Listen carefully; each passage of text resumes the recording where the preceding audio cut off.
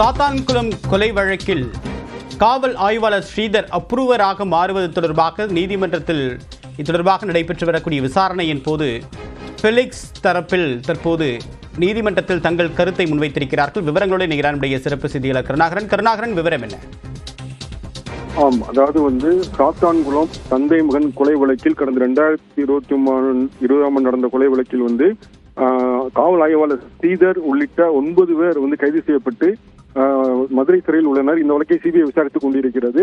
மதுரை மாவட்ட நீதிமன்றத்தில் இந்த வழக்கு விசாரணை நடைபெற்று வருகிறது. இந்த சூழலில் காவல் ஆய்வாளர் ஸ்ரீதர் தான் இந்த வழக்கில் அப்ரூவராக மாற விரும்புகிறேன் என்று ஒரு மனு தாக்கல் செய்திருந்தார். இந்த மனு நீதிபதி முத்துக்குமார் முன்பு விசாரணைக்கு வந்தது. அப்பொழுது இந்த வழக்கு குறித்து எதிர்த்தரப்பு பாதிக்கப்பட்ட செல்வராணி மற்றும் சிபிஐ பதிலளிக்க உத்தரவிடப்பட்டிருந்தது. இந்த சூழலில் இந்த வழக்கு மீண்டும் விசாரணைக்கு வந்த பொழுது ஸ்ரீதர் நேரில் ஆஜராகினார். அப்பொழுது செல்வராணி அதாவது ஜெயராஜின் மனைவி செல்வராணி தரப்பு வழக்கறிஞர் கூறுகையில் அதாவது இந்த வழக்கில் முதன்மை குற்றம் சாட்டப்பட்டுள்ள ஸ்ரீதர் இவருக்கு மொத்தம் 105 சாட்சிகளில் 54 பிரதான சாட்சிகள் விசாரிக்கப்பட்டு சாட்சிகள் அளித்துள்ளனர். அவர்கள் பிரதானமாக கூறியுள்ளது ஸ்ரீதரை தான் முதன்மை குற்றவாளியாக கூறியுள்ளனர்.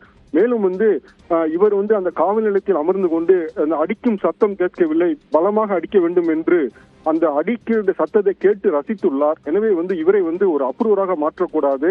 சாட்சிகளே இல்லாத சூழ்நிலையில் தான் அப்ரூவராக ஏற்றுக்கொள்ள வேண்டும். இன்னும் 54 சாட்சிகள் உள்ளது.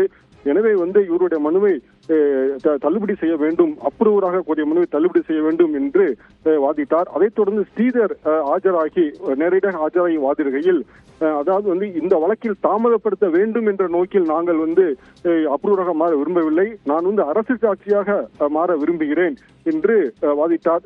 இவ்வாறு வாதம் சென்று கொண்டிருக்கிறது. இந்த வழக்கு குறித்து சிறிது நேரத்தில் உரிய உத்தரவு பிறப்பிக்கப்படும்.